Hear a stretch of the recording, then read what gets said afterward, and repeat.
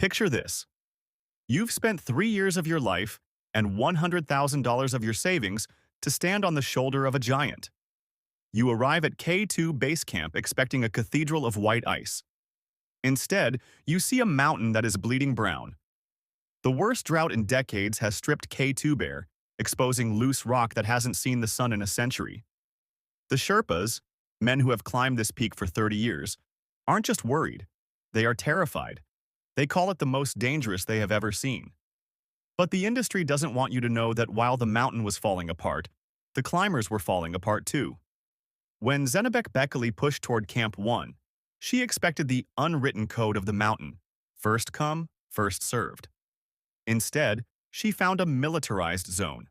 On flat ground was surrounded by wire barriers and snow poles, private plots reserved by companies for clients who were still miles away.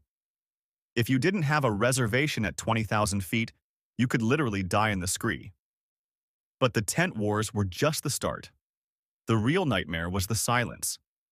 In 2025, information became a weapon. When a guide was injured or a route became a shooting gallery, companies stopped reporting it. They didn't want to alarm their paying clients or give competitors a strategic advantage.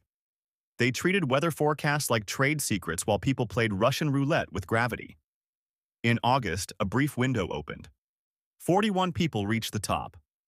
Among them was Zenebech, a woman who had once done a headstand on the summit of Everest just to prove she could. She had conquered the bottleneck, and she had survived the Black Pyramid. She was in the safe zone, hours away from a warm tent. Then, a single rock, the size of a bowling ball, dislodged from the drought-stricken slopes above. It struck her instantly. In the aftermath, the silence returned.